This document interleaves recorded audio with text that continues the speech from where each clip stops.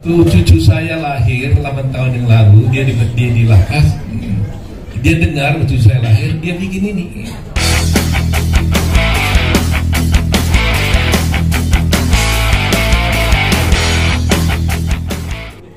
Meski Jessica Kumala Wongso telah dibebaskan secara bersyarat, kuasa hukum yang dipimpin Otto Hasibuan tetap akan mengajukan peninjauan kembali atau PK. Alasannya, kuasa hukum menemukan novum atau bukti baru terhadap kasus yang sebelumnya dikenal dengan sebutan kopi sianida. Otto mengatakan, pihaknya sebenarnya menghormati keputusan pengadilan yang sudah memutuskan Jessica bersalah. Menurutnya, pengadilan sudah jelas memutuskan Jessica bersalah atas kasus pembunuhan. Menurut Otto, pengajuan PK bukan hanya perkara soal nama baik, tetapi juga untuk mengungkap kebenaran. Soal PK ini ya, terus terang aja kita mengambil posisi bahwa Jessica sudah dibebaskan dengan bebas bersyarat, ya kan? Jadi kami tim hukum ini selalu menghormati hukum. Apapun putusan sudah pengadilan, itu kan sudah jelas bahwa Jessica dinyatakan bersalah. Itu putusan pengadilan yang harus saya hormati sebagai seorang lawyer. Soal kami tidak terima putusan itu atau tidak, itu soal lain. Tapi karena itu formal sudah keluar, harus saya hormati, itulah putusan. Dia menyatakan bersalah. Tetapi kami sebagai lawyer, tentunya nanti kami diskusikan dengan Jessica, merasa bahwa mungkin putusan itu tidak sesuai dengan apa yang terjadi menurut kami. Oleh karena itu, kita akan mencoba peluang untuk mengajukan PK terhadap perkara itu. Ya, jadi itu posisinya. Sebagai seorang lawyer, saya harus menghormati putusan pengadilan karena itu sudah inkrah. Tetapi hukum juga memberikan kesempatan kepada semua pihak, ya termasuk Jessica, apabila merasakan ingin mengajukan PK, juga hukum juga memberikan kesempatan dan hak itu kepada dia. Itu persoalan. Ya, maksudnya bahwa sekarang Kak Jessica itu sudah bebas, berarti kan PK itu apakah itu masalah nama baik Kak Jessica sendiri atau seperti apa? Iya, hukum itu bukan soal hanya nama baik, segala-galanya tentunya, ya. Soal kebenaran kan. Ya, kebenaran kan harus ditegakkan. Jadi ada pepatah mengatakan bahwa kebenaran itu akan mencari jalannya sendiri, kan? Nah, sekarang jalannya kebenaran sendiri itu bagaimana? Apakah juga harus kita ikuti juga jalan kebenaran itu dengan berdiam, atau apakah juga jalan kebenaran itu kata harus kita tumpangi untuk bisa mencapai kebenaran sendiri? Nah, itulah yang akan kita wujudkan nantinya. Sehingga kalau kita berpikir bahwa kita merasa ada ketidakbenaran di sana, ya kita harus jalankan. Tetapi selalu saya katakan bahwa saya menghormati putusan. Sebab kalau saya tidak menghormati putusan, saya tidak akan pergi ke pengadilan. Ketika saya mau membela di pengadilan, tentunya saya harus hormati itu. Soal itu menurut kami adalah tidak benar atau tidak, ada jalannya. Jalannya adalah PK. Itu persoalannya. Kemarin kan udah banding dan bahkan sampai tingkat kasasi pun bahkan menguatkan bahwa ketetapan hukum untuk vonis Jessica. Nah, bagaimana PK ini akan berbeda gitu? Apakah ada bukti yang lebih kuat gitu pada saat pembentukan PK atau seperti apa? Ya, terus terang aja kami memiliki novum untuk perkara ini. Berbeda dengan yang dulu, sekarang ini justru kami menemukan novum. Bahwa memang novum itu kan begini. Novum ini adalah suatu bukti yang ada pada waktu perkara itu dijalankan, tetapi tidak kami temukan bukti itu pada waktu perkara itu berjalan. Yang mana kalau bukti itu tadinya ada pada waktu itu dan bisa kami sampaikan di pengadilan, maka putusan hakim akan bisa berubah. Nah, ternyata selama perkara ini berjalan sekian tahun, 8 tahun ini, kami tidak pernah menemukan bukti itu. Sehingga tidak ada alasan kuat untuk menyatakan ketidakbenaran itu. Tetapi suddenly kami menemukan bukti baru, yang mana bukti itu sebenarnya ada pada waktu itu, tapi disimpan oleh seseorang, disembunyikan oleh seseorang, sehingga terhilang bukti itu, sehingga putusan itu memberatkan dia. Kalau ada bukti itu tadinya, maka dengan bukti itu kita bisa buktikan bahwa sebenarnya perkara itu harus berkata lain. Nah, itulah yang disampaikan. Soal hasil tentunya hakim yang menentukan. Tetapi sebagai lawyer Anda akan bisa melihat nanti presentasi kami apakah betul yang saya sampaikan ini. Karena kadang-kadang kan hasil pengadilan dengan fakta di persidangan kan kadang bisa beda. Ya kan? Ada yang mengatakan ini harus bebas tapi nyatanya dihukum. Ada yang mengatakan ini seharusnya dihukum, ternyata bebas. Nah, tetapi saya berharap bahwa kadang-kadang putusan hakim ini tidak selamanya menjadi berakibat buruk kepada seseorang. Ada kalanya orang dihukum tapi tetap dipercaya oleh masyarakat karena masyarakat mengatakan dengan bukti-bukti dan fakta-fakta yang kita tampilkan di persidangan, dan beruntung kita sekarang sudah ada live di TV, semua bisa menonton apa yang terjadi di persidangan, maka bisa saja dikatakan wah berdasarkan ini sebenarnya harus bebas, tapi putusannya menghukum. Bisa terjadi karena itu keadilan yang ditemukan oleh hakim.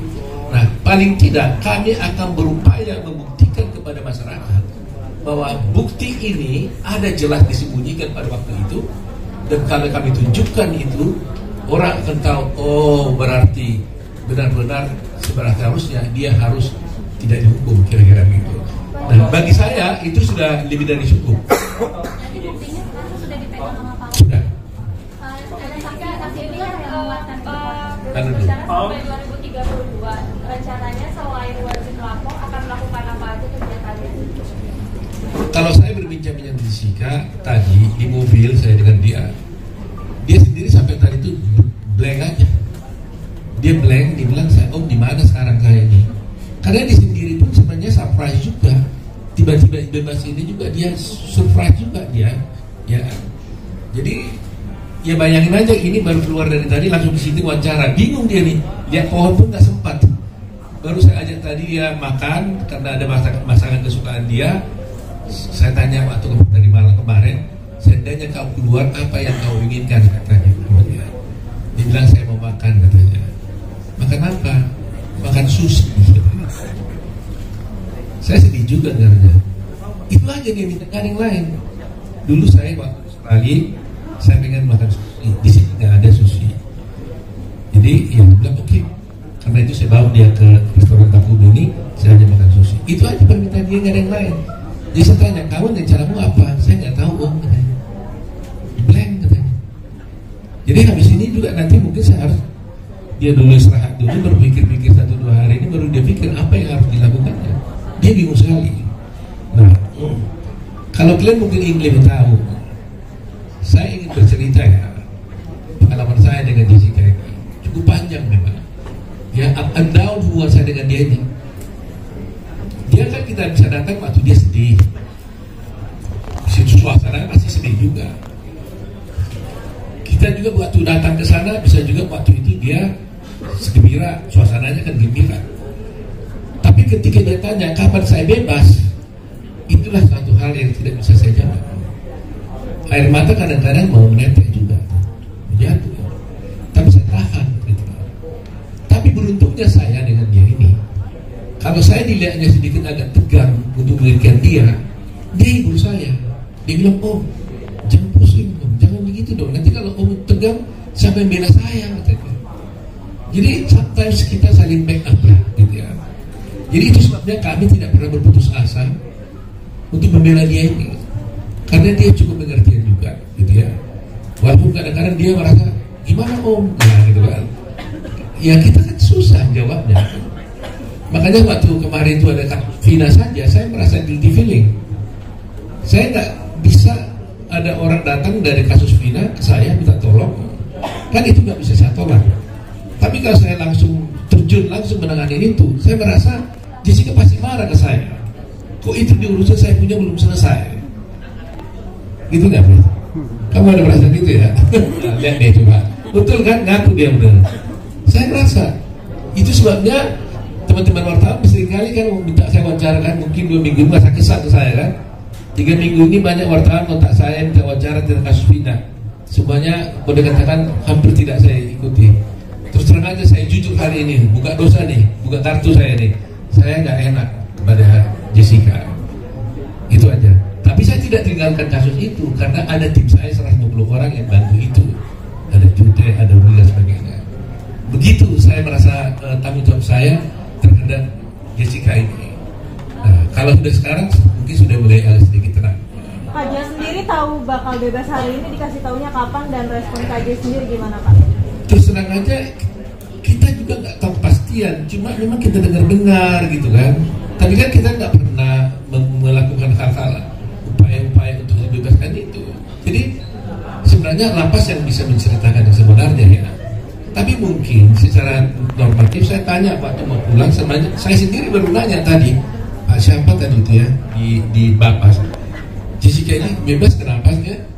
Pak Dika ya, Jessica ini bebas kenapa sih sebenarnya? Saya nanya, dia bilang ya karena dia memenuhi semua ketentuan-ketentuan untuk dia bisa bebas. Itu saya. Apa saja? Ya itu mereka yang tahu tuh. Semua aturan-aturan itu kan ada untuk remisi ini nih. Tapi dikasih taunya tuh kapan Bang kalau hari ini bakal bebas? Saya beberapa hari yang lalu dengar iya, tapi mereka bilang selama belum ada keputusan resmi, mereka juga tidak memastikan betul keluar atau tidak, ya kan? Cuma diberitahukan tadi malam, mereka mengatakan sudah ada itunya keputusannya, makanya langsung saya beritahu malam hari ya. Dan nyampe ke KJ sendiri malam tadi juga Kak? Kabar? Ya baru malam.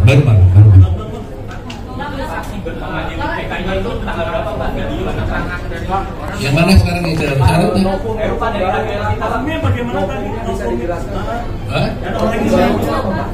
Barunya seperti apa? Barunya mungkin bisa disampaikan. Lalu kemudian yang kedua tadi kan katanya ada satu orang yang menyembunyikan bukti. Ini tuh dari pihak mana? Dan apakah karena kemudian ada bukti yang disebutkan di orang tersebut? Kalau soal perkara PK nantilah kita diskusi khusus soal itu ya. Jadi kita pisah dulu ya. Satu kita bicara hari ini tentang bebasnya Jessica. Nanti saya akan undang lagi sekali lagi ketika kami mengajukan PK. Nanti semuanya saya paparkan di sana. Jadi supaya jangan terbagi-bagi ya. Hari ini fokus dulu tentang Jessica dulu. Terkait dengan revisi Jessica kan banyak mempertanyakan terlalu cepat sepertinya dari vonis dia 20 tahun dan hanya 8 tahun. Padahal dulu kalau dapat revisi kan berarti ada syarat-syarat tertentu termasuk berperilaku baik di selama persidangan, selama di masa tahanan. Ini apakah membuktikan sebaliknya dari hasil profiling kita ingat secara psikologi Jessica dipersepsikan dulu ketika itu di masa sidang maupun masa penyelidikan. Seperti saya katakan tadi, saya tidak bohong, boleh tanya itu Pandiri. Saya tanya tadi, itu sebenarnya Jessica ini keluar kenapa? Dia bilang semua aturan-aturan yang ada di dalam persyaratan itu semua dia penuhi. Terus terang saya nggak ngerti mana detailnya. Secara umum sebagai lawyer kan saya tahu pasti harus berkelakuan baik, ya kan? Nah sehingga kalau tadi Kristi ditanya, ya benar juga ya. Selama ini kan diperlihatkan di dalam persidangan seakan-akan Jessica ini kan berperlakuan buruk, macam-macam. Tapi kenyataannya dalam 4 tahun setengah dia di penjara, nyata-nyata dia berkelakuan baik sampai-sampai mendapatkan pembebasan bersyarat lebih awal, kan gitu kan? Nah apa itu boleh nanti ditanyakan kepada LP karena saya tidak punya kompetensi untuk menjawabnya. Saya hanya bertanya tadi kenapa dikeluarkan. Jadi mestinya kan saya yang mengajukan surat supaya dia dikeluarkan kan? Kan wajar dong lawyer ini mengeluarkan. Kami enggak, saya nggak pernah mengajukan surat. Boleh cek. Nggak pernah mengajukan surat, nggak pernah apa, saya nggak tahu terakhir ya. Terakhir mengajukan juga, tidak. Nggak juga. Nggak ada yang antara kita mengajukan surat. Tiba-tiba ada pemberitahuan dia mendapatkan itu. Wah kaget juga. Tadi udah di Bapas. Saya tanya kenapa? Karena saya sendiri juga sok juga ya, bercampur senang gitu ya. Hanya dibilang dia memenuhi segala peraturan-peraturan yang disyaratkan untuk itu. Puji Tuhan. Jadi murni karena akumulasi revisi yang begitu banyak ya? Ya. Jadi mungkin dia berkelakuan baik di rutan ya, di lapas ya. Karena sebagaimana kita tahu Kemal ya kemarin saya tidak berani ngomong, tapi memang sungguh selama di lapas dia juga banyak bermanfaat ya. Dia juga mengajari orang berbahasa Inggris, dia mengajar orang yoga gitu ya, mengajar yoga, dia ikut juga dalam kerajinan. Tadi mana ada satu ini satu buku Pastilah saya ketunjukkan ya. Masih ingat ya? Yes ya.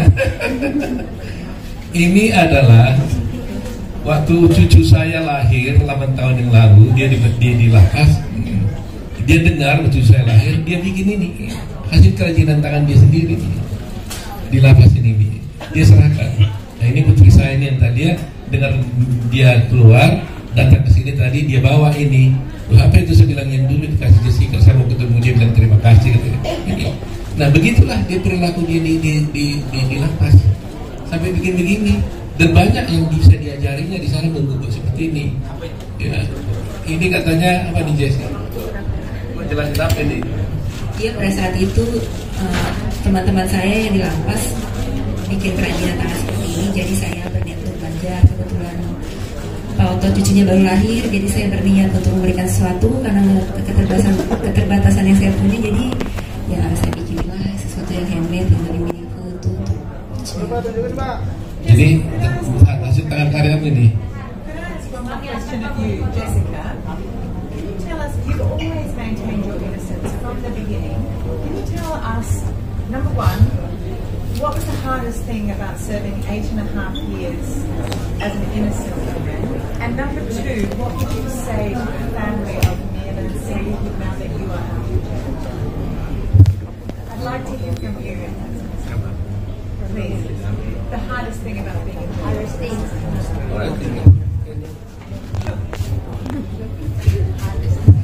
So, Jessica, would you prefer it in Indonesian? No, it's fine. Okay, so I'm interested. You've always maintained your innocence. What was the hardest thing for you about being in jail for 8.5 years? And the second question is, what would you say now to the family of Mirna Salihin? Thank you for the question. Well, I think the hardest thing would be accepting what I have to go through and staying positive and maintaining my sanity and wellness. I guess that's the hardest thing. But sometimes when I'm feeling down, then I have to pick myself up again. And also, for me, this family, well, I'm sorry for your loss. Like, it's my biggest condolences, but that's all I can say for now. Thank you. Mbak Jessica, ini kan Mbak Jessica sudah keluar dari penjara meskipun statusnya bebas bersyarat gitu.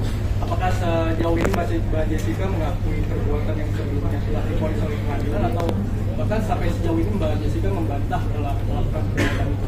Dan terakhir mungkin yang kedua, apakah nantinya Mbak Jessica akan yang beri langsung gitu ke keluarga almarhum Wayan Mirna atau seperti apa, dan akan menyampaikan perbuatan atau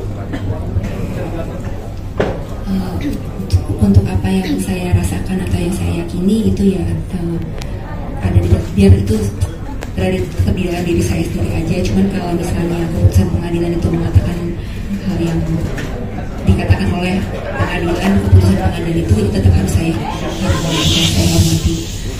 Untuk kalau kelanjutan bagaimana nanti proses hukumnya, ya saya serahkan semuanya ke pengacara aja. Kedepan apakah akan mengakhiri atau menyambangi begitu keluarga dari almarhum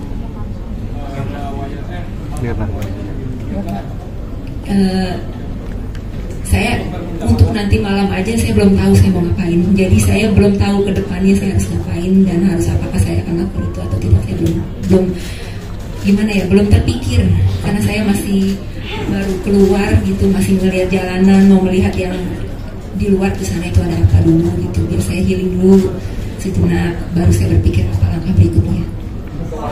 Tapi kapok dengan kopi nggak sih? Mbak Jessica kan tadi katanya berusaha untuk stay positif. Caranya apa tuh pas mama di dalam penjara buat menjaga sanity? Kalau itu perjalanan yang panjang ya, dan itu bukan sesuatu yang dibangun dalam satu malam aja. Mungkin karena saya harus belajar untuk menerima apa yang terjadi di hidup saya lama-lama itu, walaupun saya awalnya punya perasaan yang sedih atau segala macam yang negatif, tapi saya berpikir kalau saya tetap berlarut-larut merasakan perasaan seperti itu, toh juga saya harus menjalani apa yang saya harus jalani. Jadi lebih baik saya memilih yang lebih positif aja. Seperti itu. Dan hari ini kan jadi hari yang paling dinanti buat Kak Jessica yang selama di penjara. Harapannya, doanya buat hari ini gimana Kak? Harapan doa saya untuk hari ini, hari yang sangat bahagia ini, saya bersyukur karena saya berkelakuan baik di lapas, jadi saya bisa mendapatkan hak asasi saya untuk mendapatkan pembebasan bersyarat. Doa dan harapannya ya semoga semuanya tertib dan baik-baik saja, dan saya bersyukur sekali dan berterima kasih atas supportnya yang sudah datang ke sini meluangkan waktu untuk menemui saya. Terima kasih. Kak Jessica berkelakuan baik karena inisiatif diri sendiri atau gimana? Emang kakak tuh orangnya suka bergaul atau gimana sih Kak? Kan kakak ngajarin yoga, berkerajinan tangan gitu. Kalau berkelakuan baik itu kan notabene karena di lapas itu banyak peraturan ya. Jadi kalau saya tidak melanggar peraturan itu udah nilai baik. Tapi kalau saya berbuat lebih untuk membantu atau menolong orang lain itu lebih baik lagi. Tapi mungkin karena saya itu secara natural terjadi aja sih kalau menurut saya. Kalau misalnya nggak boleh berbuat seperti ini ya saya tidak berbuat gitu. Di dokumenter memang ada pembahasan hukum tidak keterangan yang Mbak Jess ya. Mungkin boleh disampaikan apa yang waktu itu belum tersampaikan di dokumenter tersebut, dan memang apakah ada pembatasan ataupun tekanan untuk tidak boleh secara lugas menyampaikan apa yang disampaikan. Maaf, untuk hal itu Mbak bisa tanyakan ke pihak Dirjenpas sendiri ya, karena saya tidak berkepentingan untuk menjawab. Tapi apa yang belum tersampaikan Mbak Jessica? Ya kalau itu banyak ya, cuma mungkin nggak hari ini, lain kali kita ngumpul lagi. Apakah memang ada ini dari apa sih Dirjenpas tidak boleh berkomentar terhadap hal-hal yang terjadi? Khususnya ini ya. Saya kira tidak ada larangan-larangan apapun yang disampaikan kepada saya. Tapi saya lawyer kan tahu bahwa ada aturan-aturan seorang yang baru dibebaskan itu yang harus ditaati karena dia masih bebas bersyarat, ya kan? Jadi harus dia taati. Tapi itu tidak berarti dia tidak bisa berkata apapun, tidak, ya kan? Tetapi dia harus berkelakuan baik juga di luar, ya kan? Contoh, umpamanya dia tidak boleh melakukan perbuatan yang jahat di luar, ya kan? Itu salah satu contoh. Karena itu aturan yang dibuat oleh DPB.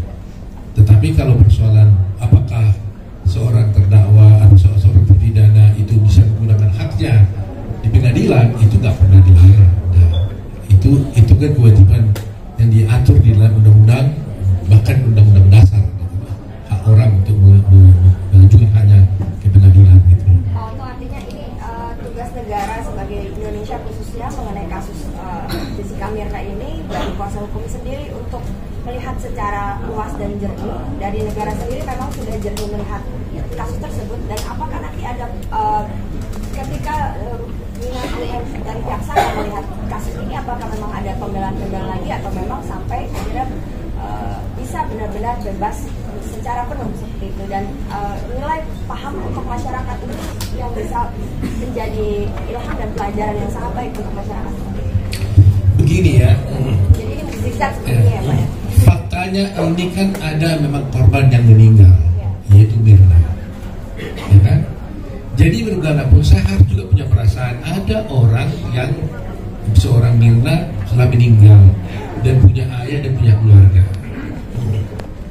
Di satu pihak ada seorang bernama Jessica Wongso dituduh melakukan pembunuhan. Yang saya mengatakan meyakini mungkin Jessica yang melakukan. Jessica mengatakan sebenarnya dia tidak. Tapi putusan hakim mengatakan dia bersalah. Tapi masih ada hak juga untuk mengajukan PK untuk tidak mengatakan itu. Nah, jadi di sini kita tidak mau berbantah-bantah, gitu ya. Nah, dulu pernah saya ucapkan, seandainya tadinya kami bisa bekerja sama dengan keluarganya Mirna, ya, ada Daman Salihin, untuk sama-sama satu pikiran untuk mencari siapa sebenarnya yang melakukan pembunuhan, ini akan lebih mudah, ya kan? Sama-sama kita cari. Kalau memang dia, ya oke, dia. Tapi siapa tahu ada kemungkinan lain.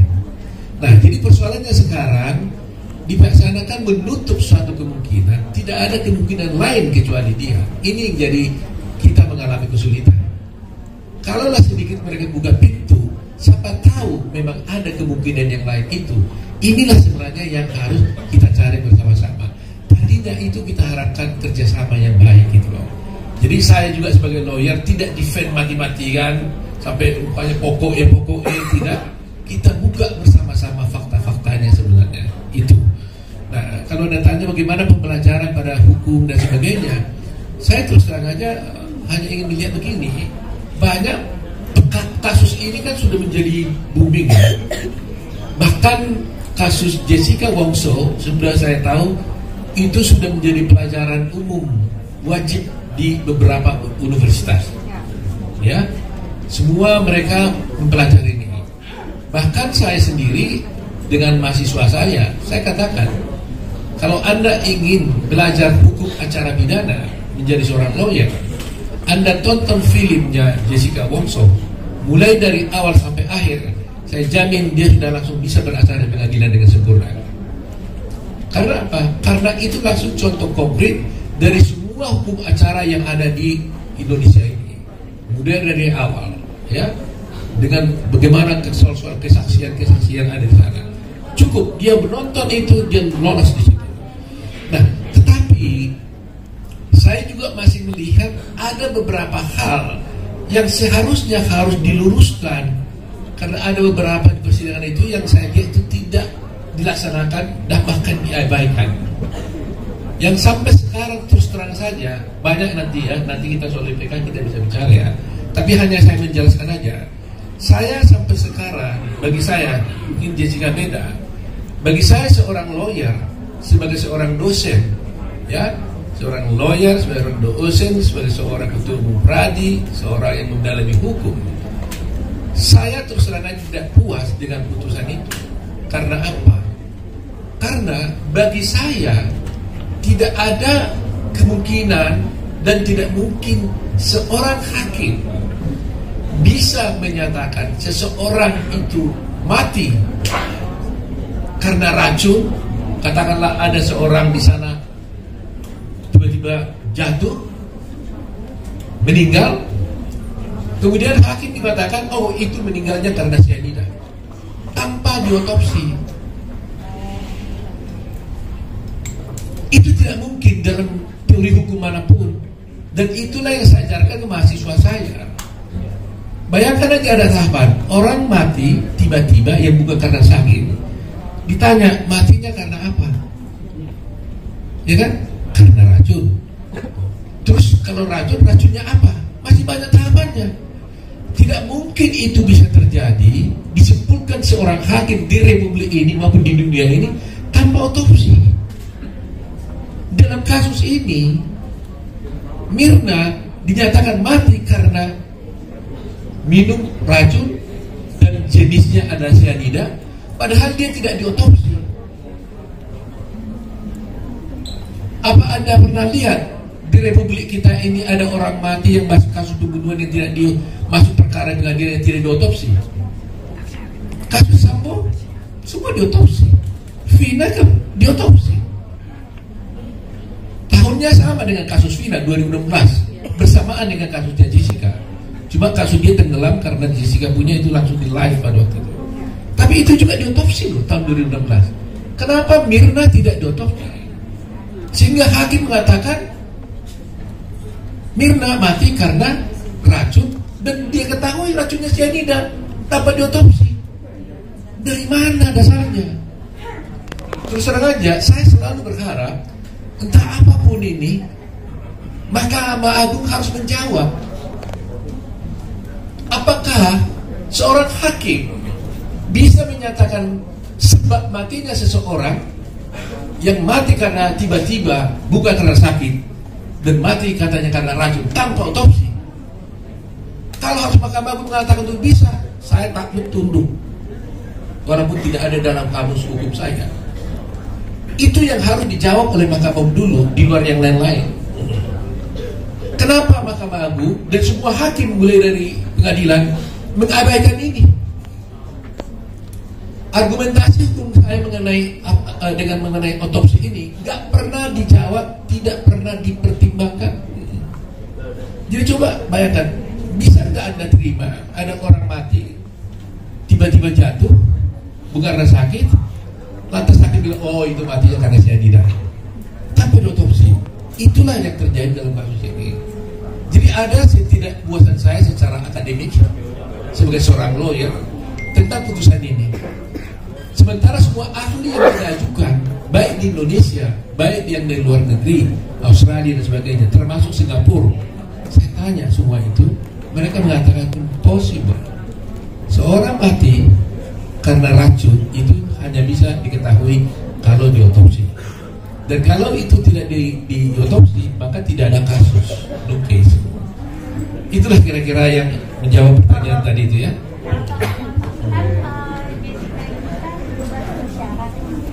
Syaratnya itu seperti apa dan berapa lama kira-kira apakah masih bisa jalan-jalan atau kuliah ke luar negeri atau ke daerah lain selain di Jakarta? Saya nggak tahu persis soal itu tadi, karena saya juga tadi nggak jelaskan. Mungkin Anda bisa